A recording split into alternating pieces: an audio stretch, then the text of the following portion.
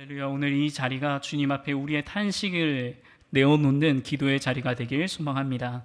오늘도 기도의 자리에 나오신 모든 성도님들을 축복합니다. 성경을 읽어보면 우리의 기도는 성경 속 여러 단어들로 치환된다라는 것을 알 수 있습니다. 어쩌면 성경책을 이렇게 줄여보면 기도라는 단어이지 않을까라는 생각이 듭니다. 우리의 기도는 때로는 하나님이 주신 기도가 되기도 해서 반복적으로 불가능을 향해 무능력을 향해 고백할 때에 우리의 기도를 들어주시는 하나님을 마주하게 됩니다. 저는 어렸을 적 한숨을 많이 쉬었던 것 같습니다. 어렸을 적 한숨을 쉴 때마다 옛날 어르신들께서는 한숨 쉬면은 꼭 운이 좋지 않다, 조금 더 센 말론 재수가 없다라고 말을 하며 등을 이렇게 맞기도 했던 기억이 있는데요. 과학적으로 우리는 한숨을 얼마나 자주 쉴까요? 제가 찾아보니 한숨을 평균적으로 사람은 1시간에 12번 정도 자발적인 한숨을 쉰다라고 합니다. 물론 이렇게 소리가 나는 한숨이 있지만 소리 없이 그냥 이렇게 하는 한숨이 있죠. 그래서 부모님들께 말씀드리고 싶은 건 한숨을 쉰다고 때리지 않으셔도 괜찮습니다. 이 말은 조금 더 우리가 깊이 살펴보면 1시간에 12번이면 몇 분에 한 번씩이라고 볼 수 있나요? 1시간은 60분이니까 5분에 한 번씩은 한숨을 쉰다라고 말할 수 있습니다. 그런데 한숨의 증가는 이 스트레스와 감정 굴곡을 표현하기도 하지만 이 한숨은 몸에 있어서 아주 중요한 역할을 한다라고 이야기해요. 어떤 역할이냐면 정상 호흡을 하다가 공기가 빠진 폐포를 다시 부풀리는데 효과가 있다라는 것이죠. 한숨을 적당히 쉬어주는 게 이 폐 기능을 유지하는 데 큰 도움이 된다라고 합니다. 그래서 자녀가 한숨 쉴 때 그 자녀를 향했던 손이 박수의 손이 되시기를 축복합니다. 구약 성경에서 이 가장 장수가 많은 성경은 어디일까요? 바로 시편입니다. 그래서 시편은 시편이라는 말 그대로 읽자면 시 모음집이라는 뜻이 있습니다. 그런데 이 시편은 히브리어 성경에서는 테일림이라고도 해서 찬양의 책이라는 뜻이 있습니다. 우리의 구주가 되시는 여호와 하나님을 찬양한다는 것이 이 시편의 공통된 주제입니다. 시편에는 총 그러면 몇 편의 시가 있습니까? 150편의 시가 있습니다. 퀴즈를 내려 했으나 먼저 그림이 나왔습니다. 시편은 150편에 이르는 많은 시들을 이 어느 한 시기의 한 사람에 의해서 기록된 것이 아니라 모세의 시대부터 바벨론 포로 시대 후기까지 약 1000년이 이르는 동안에 광범위한 역사의 기간에 이 다윗, 아삽, 고라 자손 등 다양한 사람들에 의해서 기록되어 있습니다. 그래서 시편은 성경의 요약이라고도 이야기하면서 하나의 셈이라고도 이야기를 하죠. 시편에는 근데 조금 더 깊이 조금 수업처럼 말씀드려서 죄송하지만 다양한 주제의 시편이 있습니다. 시편에는 이런 찬양시, 탄식시, 제왕시, 지혜시, 저주시, 감사시 등 여러 장르들로 구분이 됩니다. 그런데 이 150개의 시편 중 이 가장 분량이 많은 것은 어느 것일까요? 바로 탄식시라는 시편입니다. 3분의 1에 달할 정도로 시편의 대부분이 한숨과 관련이 있다라는 것입니다. 사랑하는 여러분, 이 탄식이 하나님을 찬양하는 데 중요한 도구가 되고 탄식이 하나님을 찬양하는 데 쓰였음을 깨달아 우리의 삶의 탄식이 하나님께 나아와 기도로 변화되는 저와 여러분 되길 축복합니다. 앞서 말씀드린 대로 하나님을 찬양하는 것이 이 탄식시, 시편의 주제인데 아이러니하게도 탄식시가 대부분입니다. 그 말은 우리가 하나님 앞에서 고백하는 탄식도 기도의 시작이요 찬양의 시작이 될 수 있다라는 것입니다. 예로부터 어쩌면 우리의 민족은 장례를 하거나 장례를 보낼 때도 장례를 할 때도 아이고라든지 구슬을 한다든지 이런 것을 통해서 탄식과 한이 많은 민족이다라는 말이 있죠. 이런 역사적인 것도 있지만 마치 시편의 많은 부분들은 우리의 기도의 감정을 이끌어내는 데 큰 도움이 됩니다. 이런 탄식의 의미로 좌우 옆 사람을 한번 축복하면 좋겠습니다. 하나님 앞에서 한숨 쉽시다. 조금 더 나아가 하나님 앞에서 한숨으로 기도합시다. 우리가 정말 기도할 수 없을 때는 하나님 앞에서 한숨 지을 뿐입니다. 기도하기에도 너무 어렵고 무엇을 기도해야 될지 모를 때 말입니다. 저는 고1 여름 때 저희 아버지 사업이 크게 부도가 나서 약 3년의 기간 동안 아버지가 없는 채로 시간을 보낸 적이 있습니다. 아버지의 사업이 크게 부도가 나셔서 아버지께서는 구치소로 가셨고, 그 시간 동안에 한숨의 기도가 무엇인가 배워봤던 시간이었던 것 같습니다.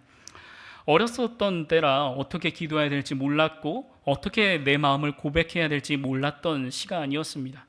주변에 사람들이 보는 것은 눈치가 많이 보이는 나이기도 했고, 사람들에게 눈에 띄어 기도하는 것은 어려웠기에 한숨으로 기도했던 기억이 있습니다. 그런데 그 한숨을 통해서 주님은 제게 다가와 주셨습니다. 2차 세계대전 당시 유대인들이 갇혔던 독일 수용소 벽에는 이런 글이 있습니다. 비록 태양빛이 우리에게 비춰오지 않지만 저기 태양이 있는 걸 믿노라. 비록 하나님께서 침묵 가운데 계시지만 나는 하나님이 살아계심을 믿노라 라는 이런 고백이 있습니다. 참된 신앙인은 이 극한 탄식의 상황 가운데서도 가장 아름다운 노래, 즉 찬양을 할 수 있는 사람입니다. 다윗과 같이 탄식이 변하여 찬양하는 사람, 이것이 하나님의 사람이라는 겁니다. 이것이 진정한 그리스도인들의 영성이라는 것이죠. 그리스도인들은 탄식으로 기도하고 탄식으로 찬양할 줄 알 때에 비로소 오늘의 진정한 예배가 이루어짐을 믿습니다. 그런 의미에서 다시 한번 여러분을 권면드립니다. 주님 앞에서 탄식으로 기도하시기 바랍니다. 오늘 본문 시편 13편의 표제어의 제목은 무엇입니까? 표제어의 제목을 한번 화면을 통해 살펴보시면 다윗의 시 인도자를 따라 부르는 노래라는 뜻이 있습니다. 이 다윗의 시라는 제목은 시편에도 참 많이 보이죠. 그래서 다윗이 많이 썼구나 그렇게도 추론할 수 있지만, 다윗이 가진 뜻과 이 위하여, 다윗이 지은 시라는 뜻은 다윗을 위하여라는 뜻도 있고, 또 다윗이 되기 위한 뜻도 있고, 다윗이라는 여러 가지의 중의적인 이 전치사의 표현, 히브리어 전치사 레가 등장합니다. 이를 통해서 다윗처럼 되는 법, 다윗처럼 기도하는 것, 다윗처럼 하나님의 마음에 아파요 기도하는 것이 무엇인가를 보여주는 게 이런 표제어에서 설명이 되어 있는 것이죠. 다윗의 이 시는 다른 시들과 비슷하게 이 사울 왕에게 쫓겨 다닐 때 지은 것으로 보여집니다. 이 13편 특별히 이 길이를 보면 몇 절로 되어 있습니까? 6절로 되어 있습니다. 길지 않습니다. 그런데 이 내용을 살펴보면 엄청난 탄식이 이 안에 담겨져 있습니다. 1절과 2절에 탄식이 있고, 그리고 이 탄식이 계속되다가 5절과 6절에서는 이 찬양으로 바뀌어져는 가는 탄식시의 전형적인 모범적인 모습을 가지고 있다라고 성경학자들도 이야기하고 있습니다. 특별히 이 시편 13편에 반복되는 이 표현 중 하나를 살펴보면 1절과 2절 안에는 어느 때까지니까 라는 표현이 등장합니다. 1절과 2절에는 아드아니야 라고 해서 어느 때니까 라는 표현이 등장하게 되는데요, 본문을 더 깊이 살펴보면 총 4번이나 반복하여 사용됩니다. 어느 때까지니까. 그런데 이 표현은 우리의 삶을 대변하는 것 같습니다. 기도할 때 우리도 어느 때까지입니까? 내 남편의 구원, 내 사랑하는 자녀들의 건강의 문제, 일터의 문제, 진로의 문제, 학업의 문제들, 그 모든 것이 어느 때까지입니까? 라며 우리는 기도하지 않습니까? 다윗의 인생 가운데서 어려움과 고통이 참 많이 있었습니다. 하나님께 기름 부은 자임에도 불구하고 그는 왕의 자리에 순적하게 오를 수 없었고, 도망자이자 수많은 배신과 모함 앞에서 어느 때까지입니까? 라는 탄식을 계속해 왔던 것이죠. 더 놀라운 것은 이러한 불평이 하나님을 찬양하는 시편이 되었다라는 겁니다. 즉 오늘의 나의 탄식은 하나님이 받으시는 기도이자 아름다운 향기가 될 수 있다라는 겁니다. 사실 다윗이 어떤 구체적인 사건과 상황 속에서 이 시편을 적었는지는 알 수 없습니다. 하지만 이 시가 아마도 이 사울 왕의 추적을 피해 약 10년간의 도피 생활을 하던 중에 지은 것으로 보는 게 일반적인 해석입니다. 수많은 원수들로부터 살아남기 위해서 매일같이 도망쳐야 했고, 그 시간이 1년, 2년, 3년도 아니라 10년이었습니다. 어렸던 다윗의 시간으로 살펴볼 때 상대적으로 일찍 기름 부음을 받았음에도 불구하고 오히려 그의 시간에서의 버림받은 것 같은 시간이 참 길었다라는 것이죠. 마치 우리의 탄식과 우리의 기도와 유사하지 않습니까? 자녀를 위해서 그렇게 기도했건만 아직도 나는 탄식뿐이고, 내 사업을 위해서 그렇게 기도했건만 그 회복은 아직도 탄식뿐인 삶이 우리에게 있지 않습니까? 사람들에게 있어서 가장 힘든 것이 있다면요, 그것은 잊혀져 가는 것입니다. 잊혀져 가는 것, 그것은 사람에게 가장 큰 고통입니다. 그래서 인기가 있는 연예인들은 갑작스럽게 이렇게 공백이 있는 시기에는 바로 극단적인 선택까지도 하게 됩니다. 오늘의 시편의 기자, 다윗으로 보이는 이 시편의 기자는 나에 대해서 잊혀짐, 나에 대해서 얼굴을 숨기심, 이 계속된 근심과 원수의 조롱이 어느 때까지인지 묻습니다. 한번 표를 띄워주시면 이 4번이나 등장하는 어느 때까지입니까? 라는 이 표현들은 크게 4가지의 다른 것을 주목하며 표현하고 있습니다. 나에 대해 나를 영원히 잊으시나이까? 그리고 어느 때까지 숨기시겠나이까? 그리고 종일토록 마음에 근심하기를 어느 때까지? 그리고 내 원수가 나를 치며 자랑하기를 어느 때까지라며 이 다른 4가지의 어느 때까지를 주목하고 있습니다. 이 부분은 우리의 삶 가운데서도 유사하고 맞닿아 있는 부분이 많이 있다라고 여겨집니다. 하나님께서 나를 향해서 숨기심, 나를 잊으시고 계심, 계속된 나의 근심, 그리고 원수의 조롱, 끊임없는 대적들의 어려움들 어느 때까지인지 우리는 기도하지 않습니까? 오늘의 우리의 기도가 힘든 이유도 바로 이처럼 하나님 앞에서 잊혀진 것 같아서이지 않습니까? 그래서 다윗은 이렇게 고백하고 있습니다. 3절의 상반절을 한번 같이 읽어보도록 하겠습니다. 여호와 내 하나님이여 나를 생각하사 응답하시고 나의 눈을 밝히소서. 다윗은 이러한 고통스러운 순간에도, 침묵의 시간, 잊혀짐의 순간에도 하나님을 어떤 하나님이라고 고백합니까? 내 하나님이여 라고 고백하고 있습니다. 내 하나님, 하나님을 찬양하는 시편 가운데서 내 하나님으로 고백하고 있는 것입니다. 끝까지 지금까지 자신과 함께 하신 하나님께만 도움을 구하고 있습니다.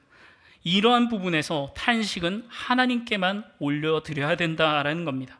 나의 주변의 친구와 동료들에게 아무리 탄식해도 그 탄식은 결코 변하지 않습니다. 하지만 하나님께 탄식하면 그것은 찬양이 되고 기쁨이 되고 그것은 삶의 변화가 이루어지기 시작한다라는 겁니다. 잊혀질 것 같을 때 다윗은 어떠한 신앙적인 결단을 합니까? 그것은 바로 탄식입니다. 탄식은 하나님이 받으시는 통로입니다. 그래서 이 사도 바울은 로마서 8장 26절에서 이 탄식이 무엇일까에 대해서 이렇게 해석하며 이야기를 하고 있습니다. 로마서 8장 26절도 같이 읽어보도록 하겠습니다.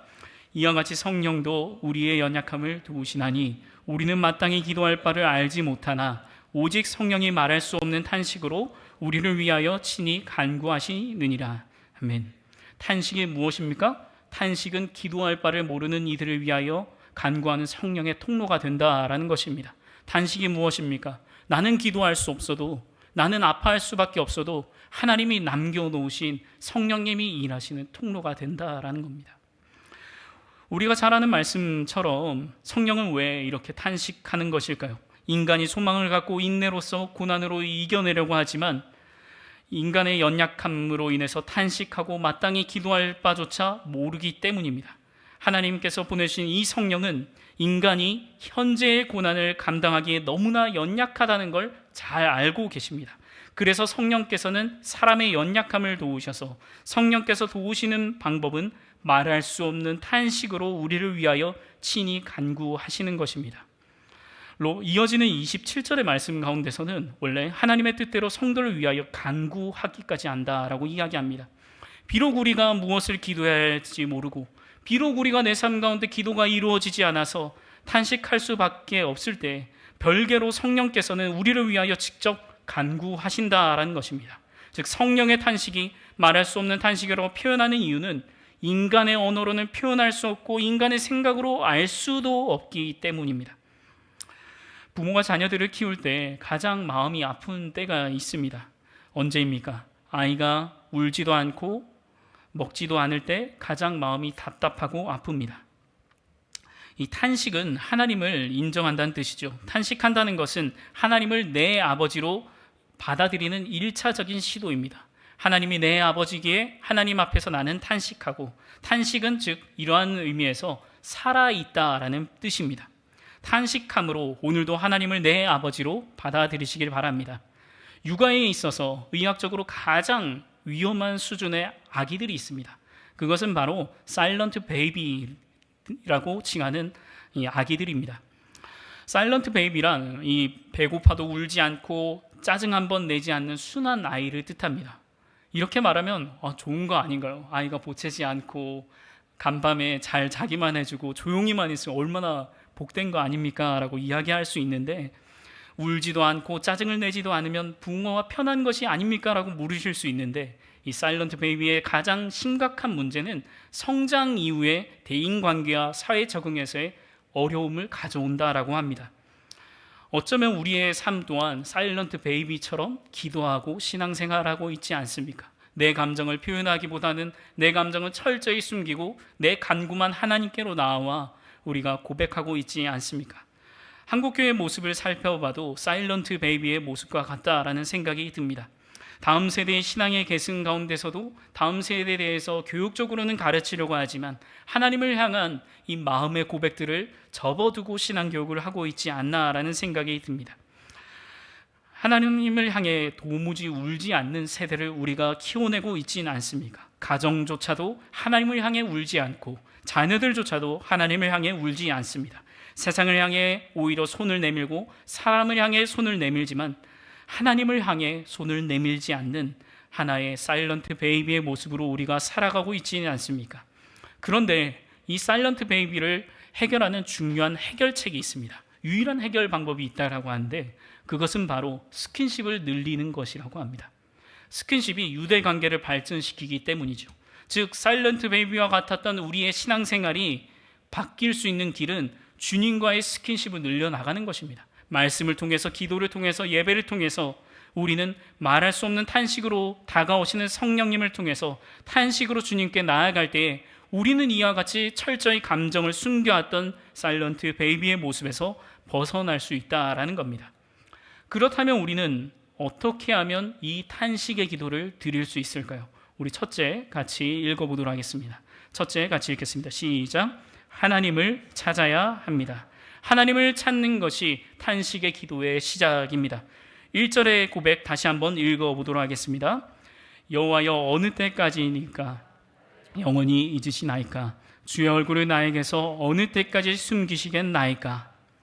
앞서 말씀드린 것처럼 다윗은 지금의 어려움 가운데 나의 하나님을 향해 기도하며 나아갑니다. 하나님을 찾고 있는 것이죠. 탄식의 기도는 하나님을 찾음으로 드릴 수 있습니다. 한 가지 예화를 말씀드리려고 합니다. 3년고개가 있는 어느 마을에 농부가 장에 갔다가 이 땅이 꺼져라 한숨을 쉬기 시작했습니다. 그 광경을 보고 아내가 물었습니다. 왜 그렇게 한숨을 쉬냐고 물었습니다. 농부가 얼굴이 하얗게 질린 채 이렇게 말했습니다. 나는 그만 3년고개에서 넘어지고 말았소라고 이야기합니다. 3년고개에서 넘어졌기 때문에 이제 내 삶은 이제 3년밖에 살지 못한다라고 낙심했던 것이죠. 그래서 아내도 농부의 말을 듣고 다 같이 통곡을 했던 것입니다. 초상집이 되어버린 것이죠. 농부는 너무 근심을 한 나머지 이 병이 나고 말았습니다. 그런데 이웃마을에 사는 한 영리한 소년이 그 통곡 소리를 듣고 그 집에 찾아가 까닭을 듣게 되었습니다. 그 까닭을 듣던 소년은 이 방법을 하나 제시합니다. 한 번 넘어져 3년이었으니까 앞으로 계속 넘어지시기 바랍니다 라고 이야기를 합니다. 그래서 농부는 벌떡 일어나 3년 고개로 달려갔고 3년 고개 맨 꼭대기까지 올라간 이 농부는 끊임없이 구르고 마구 굴렀습니다. 그렇게 마구 굴렀더니 이 하늘이 내린 천수가 다 했는지 농부는 건강하게 살아갔다라고 이야기를 합니다. 이처럼 이 같은 이야기에서도 한숨과 통곡의 방향에 대해서 이야기하고 있는데 우리는 우리의 한숨을 내 삶 가운데 내 가정에서 쉴 것이 아니라 주님 앞에 나와서 탄식하기를 축복합니다.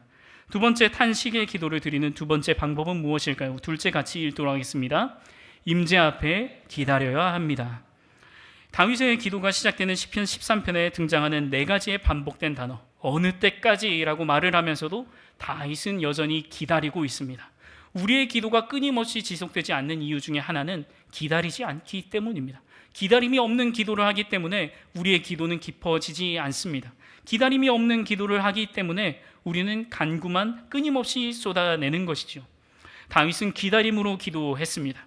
그렇습니다. 탄식의 기도는 기다림이 동기이자 기다림이 도구가 된다라는 겁니다.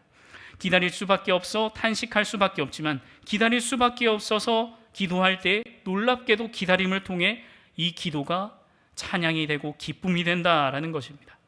성경 속 수많은 이야기들의 하나의 메타포라고 하는 것은 기다림이라는 단어가 있습니다. 교회력이라고 하는 신앙의 절기조차 성탄절과 부활절을 기점으로 기다림의 이야기들도 가득 차 있습니다. 1년의 모든 시간들을 살펴보면 기다림 투성입니다. 자녀가 졸업하기 전까지, 자녀가 진학하기 전까지 우리의 삶은 어쩌면 모든 것이 기다림 투성입니다. 내 삶이 다하기까지 기다려야 되고 자녀가 장성할 때까지 기다리고, 이 성경 속의 수많은 인물들도 기다림으로 신앙의 이야기가 가득 차 있다는 것을 우리가 성경의 이야기를 통해서 알 수 있습니다. 기다림은 도구이자 사람이 할 수 있는 최소한의 신앙의 행위라는 말이죠. 아브라함은 기다림을 통해서 아들 이삭을 얻었습니다. 기다림을 통해서 하나님을 경외함을 또한 나타낼 수 있었습니다. 이러한 기다림의 이야기는 성경 속에서 끊임없이 이어져 예수님께서도 기다림을 통해서 십자가의 죽음을 부활로 옮기셨습니다. 또한 이 기다림은 하나님의 백성들을 향해서 다시 한번 던져짐으로 하나님 나라의 백성으로 살아가는 비결이 무엇인가가 선포됩니다. 즉 기다림은 도구이자 방편이라는 것입니다. 우리가 기다리며 나아갈 때, 한숨 쉬며 주님 앞에 기다리며 나아갈 때 탄식의 기도로 주님의 응답을 보게 될 줄 믿습니다. 세 번째로 우리가 탄식의 기도는 어떻게 하면 드릴 수 있을까요? 셋째, 같이 읽겠습니다. 시작. 하나님께서 눈을 밝히시도록 구해야 합니다. 탄식의 기도를 드리는 세 번째 방법은 하나님께서 나의 눈을 밝히시도록 구해야 된다라는 것입니다. 3절의 말씀 이어서 다시 한번 읽어보도록 하겠습니다. 여호와 내 하나님이여, 나를 생각하사 응답하시고 나의 눈을 밝히소서. 두렵건대 내가 사망의 잠을 잘까 하오며. 아멘. 탄식의 기도 가운데 이 다윗은 이 2절까지 좌절하고 탄식했던 이 다윗은 그를 향해 간구하기 시작하는데, 그 간구의 고백은 눈을 밝혀 주옵소서라는 겁니다. 우리의 기도가 시작될 때 우리는 직접적인 내가 얻기 위한 걸 먼저 기도합니다. 직장이 잘 되게 해주세요. 우리의 자녀들이 잘 진학하게 해주세요. 좋은 성적이 나오게 해주세요. 이번에는 건강검진에서 좋은 결과 있게 해주세요. 이렇게 기도합니다. 그런데 이 탄식의 기도는 간구 가운데서 눈을 밝혀주시도록 기도하고 있다라는 겁니다. 다윗은 자신의 탄식을 하나님의 생각하심을 구하되 그 가운데 눈을 밝혀주시기를 기도했던 것입니다. 왜일까요? 그 기억하심에 의지하여 다윗은 왜 그토록 귀한 기회라고 볼 수 있는 이때에 눈을 밝혀달라고 기도하는 것일까요? 이에 대해서 차준희 교수는 이 대목을 생명력의 소생을 간구하는 부분이다라고도 이야기를 합니다. 즉 탄식의 기도로 눈을 밝혀달라고 할 때 진정한 우리의 영적인 생명력이 살아난다라는 것입니다. 탄식의 기도로 우리가 눈을 밝혀달라고 기도할 때 우리는 더 이상 이 땅에 속한 백성으로 사는 것이 아니라 하나님 나라의 백성인 영적인 생명력을 얻고 살아가기 시작한다라는 것입니다. 앞서 말씀드린 제 이야기 가운데 아버지의 사업이 크게 부도가 나고 아버지께서 이 구치소에 수감되었다라는 소식을 들었을 때 저는 교회로 달려갔습니다. 교회로 달려갔을 때 교회 몇 분들이 기도하고 계셨지만 그곳 가운데 앞서 말씀드린 것처럼 무엇을 기도해야 될까라는 말을 아무 말도 할 수가 없었습니다. 배워왔던 것도 부족했고 아는 것도 많지 않았기에 무엇을 기도해야 될까라는 중에 한숨을 쉬며 계속 있었던 것으로 기억이 납니다. 한숨을 끊임없이 내쉴 때 그때 갑자기 주님께서 주시는 평안함이 임하기 시작했다라는 것입니다. 보아왔던 상황에 대한 더욱더 새로운 마음이 들기 시작했던 것이죠. 저는 그것이 비로소 눈을 밝혀주신 주님의 역사라고 고백을 합니다. 고난과 어려움 가운데서 우리를 가장 어렵게 하는 것은 1차적으로 눈에 보이는 현상들 때문에 우리는 마음이 어렵습니다. 당장의 미래가 내 눈앞에 보이기 때문에 우리는 마음이 어렵죠. 그래서 다윗도 우리와 마음과 같이 했기 때문에 다윗은 자신의 눈을 밝혀달라고 기도했던 것입니다. 그렇게 바라볼 때에만 지금의 삶을 살아낼 수 있고, 그렇게 밝혀질 때에만 기도할 수 있고, 그렇게 밝혀질 때에만 진정한 하나님의 뜻을 구할 수 있었기 때문입니다. 찬송가 370장 주 안에 있는 나에게 2절 가운데서는 우리가 주 안에 있을 때 일어나는 변화가 무엇인지를 보여주고 있습니다. 2절의 가사를 한번 우리가 그 일부를 한번 읽어보면 전날의 한숨 변하여 내 노래 되었네 라고 이야기합니다. 이 찬양의 고백은 마치 다윗의 고백처럼 한숨 쉬었던 인생 가운데 주님 앞에서 한숨을 쉬면 어떠한 인생의 변화가 있는지를 보여주고 있다라는 겁니다. 주님을 찬송하며 나아가면 우리의 두려움이 변하여 기도가 되고, 우리의 전날의 한숨이 변하여 노래가 되어 주님을 영원히 따라가는 삶을 살아가게 된다라는 것입니다. 탄식을 기도로 드릴 때 우리의 한숨이 변하고 노래가 되어 찬송하게 됩니다. 이 시간 우리가 기도하며 나아갈 때 우리가 탄식을 주님 앞에 올려드리면 좋겠습니다. 김병년 목사님이라는 분이 계십니다. 김병년 목사님에게는 사모님께서 아픈 상처로 남아 계신데요, 사모님께서 크게 우리가 할 수 있는 단어로는 이렇게 식물인간이 되셔서 그 이야기를 난 당신이 좋아, 바람 불어도 좋아 라는 책으로 엮어 설명하며 간증하기도 했습니다. 사모님께서 아무런 신체적인 반응을 할 수 없었기에 사모님을 돌보는 가운데 있었던 아팠던 이야기들을 그 가운데 담아내는데, 그 가운데서 수많은 이야기들 중에 너무나 마음이 아팠던 대목이 있는데, 그 가운데 한 이야기는 자신의 마음이 너무 힘들어서 한 번은 이러한 금요 기도회 때 성도님들과 함께 모여서 기도할 때 이렇게 기도하기 시작했다라고 합니다. 이번에 기도할 때는 하나님께 우리의 뜻을 간구하기보다 하나님 좀 그만 때려주세요라고 기도하겠습니다라며 기도했다는 거죠. 그랬더니 이전에 없었던 하나님의 은혜가 임하기 시작했다라는 겁니다. 어쩌면 우리의 기도가 너무나 고귀하고 고결하기도 하지만 그 내용적으로는 우리가 더 확장해서 볼 필요가 있다라는 것입니다. 탄식조차도 찬양이 된다는 것을 깨달아 하나님을 향해 끊임없는 탄식의 기도로 나아가는 저와 여러분 되길 소망합니다.